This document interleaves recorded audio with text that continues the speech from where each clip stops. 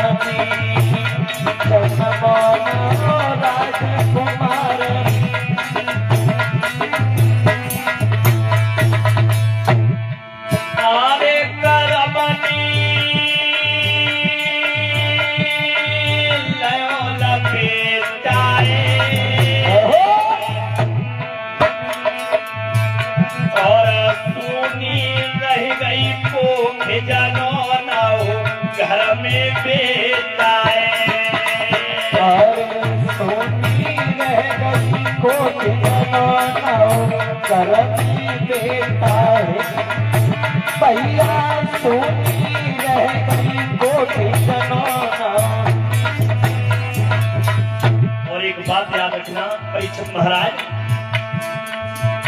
अरे गोरा बिन सुनो ज्ञान, ज्ञान बिन हृदय सुनो, और गज सुनो बिन कंठ, हंस बिन सागर सुनो।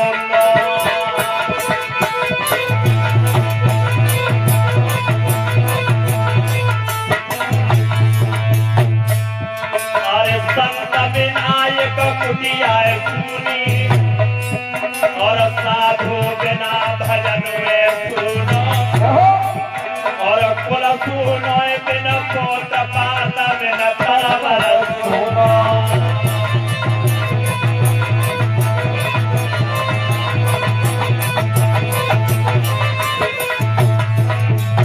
अरे घर बाज रही रही नानी नाय जनमिया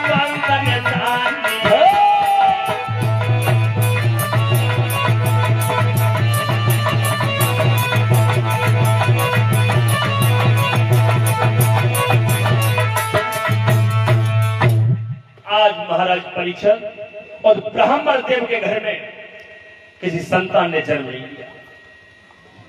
और जीवन में एक बात याद रखना, जिन माता पिता पर अगर कोई संतान नहीं होती है तो वह हमेशा औलाद के कर्जदार रहते हैं, और जो औलाद जन्म लेकर के और जो माता पिता को अगर दुख देती है तो ऐसी औलाद 7 जन्म नरक भोगती है। परीक्षित माता, आज ब्राह्मण कितने दुखी हुए जब संतान नहीं हुई। और कर्म कौन सा करते बेटा सोनू, मन में क्या विचार किया ब्राह्मण देव ने? अरे बना जाए रमाए लूंगो धोनी,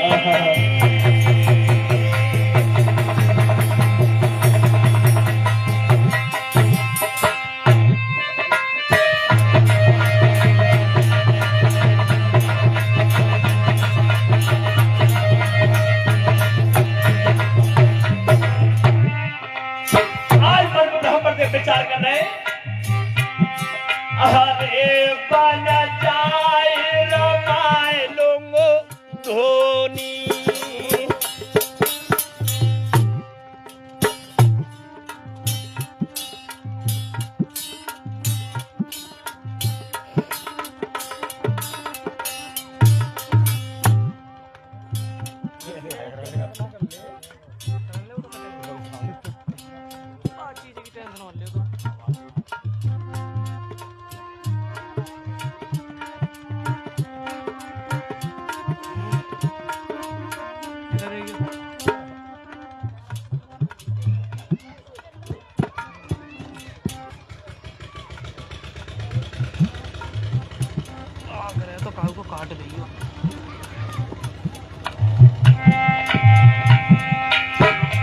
ब्रह्मदेव दुखी हुए और तो जंगल में चले।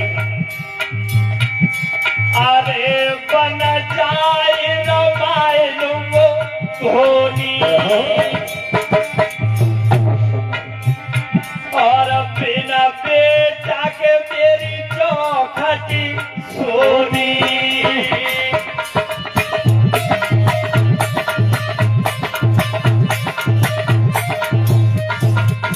आज मन में ब्राह्मण विचार कर रहा है कि मैं अपने जीवन में जिंदा रह के करूंगा ही का। जब संतान में जन्म लिया नहीं है घर में तो जंगल में जाकर के भजन तपस्या करके जीवन को यापन करूंगा।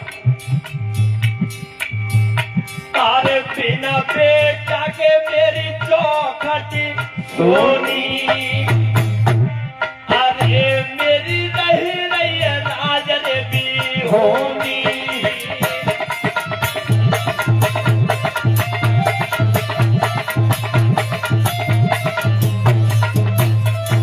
आज जैसे ही ब्राह्मण जंगल के लिए चले वो तब हुआ क्या।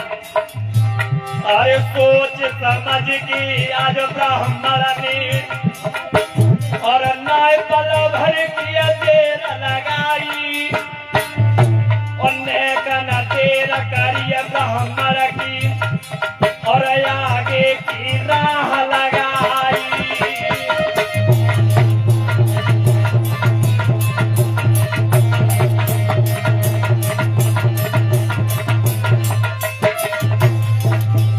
जैसे ब्राह्मण जंगल में चले और तब हुआ क्या। अरे जंगल में जब पहुंच गए और उतरते संत करी न खाई और ब्राह्मण जंगल पहुंच गए और संत गए तब सन्मुख आई।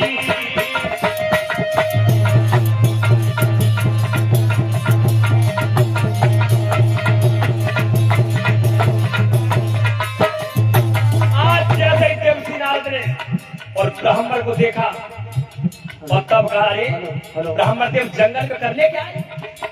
तब कहा कि धन धन से मेरे मोह माया से सब मन हट गया संतान घर पर नहीं है तो इसलिए जंगल में और मैं भजन पूजा करके प्राणों की आहुति देना चाहता। तब देवसी नारद और ब्राह्मण बोले क्या है। अरे हाथ जोड़ के खड़े भये और तब ब्राह्मण ने वचन उचारो और नाय संतान भाई कोई घर पे नाय दाग को तेरे वारो।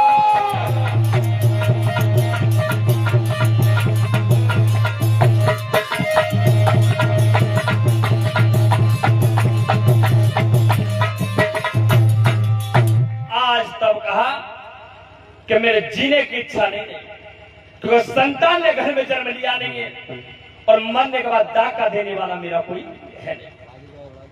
आज जब दुखी हुए तो देवसी नारद ने कहा हे ब्राह्मण देव तुम्हारे पास कोई संतान नहीं इसलिए मरना चाहते। तब समझा देवसी नारद ने कहा हे देवश्री नारद ने कहा हे ब्राह्मण देव तुम्हें पता नहीं है ये मनुष्य का शरीर बड़े भाग्यों से मिलता है और हमारे गोस्वामी तुलसीदास बाबा ने रामचरितमानस में लिखा है कि बड़े भाग्य मानुष तन पावा और सुर दुर्लभ सदग्रंथ गावा। देव और दानव भी ललायत रहते मनुष्य के शरीर के लिए और तुम एक संतान की खातिर मरना चाहते तो सुनो। उसी समय देवसी नारद ने एक फल दिया जो इस फल को लेकर के चली जाओ और अपनी पत्नी को जाकर के खिला देना। अगर संतान अगर पैदा ना हो तो इस देवसी नारद को नारद मत कहना। और ये विद्वानों का मत है तो याद रखना परीक्षित महाराज भगवान ने स्वयं अपने लिए लिखा है कि मोर वचन चाहे पड़ जाए फीका और संत वचन पत्थर की लीका। तब देवसी नारद ने कहा इस फल को अपनी पत्नी को ले जाकर खिला देना। यदि संतान पैदा ना हो तो इस देवसी नारद को नारद मत कहना। आज जिस समय आत्मदेव ब्राह्मण जब अपने घर लौट कर वापस आए और अपनी पत्नी से आकर कहा है कि ये फल मुझे संत ने दिया है, इस फल को यदि तुम खाओगी तो निश्चित ही तुम्हारी संतान रह जाएगी। लेकिन ब्राह्मण तो बहुत पूजा पाठ वाले थे, लेकिन राजन परीक्षित जो उनकी पत्नी थी जिनका नाम था धुंधली, तो वो नाम की भी धुंधली थी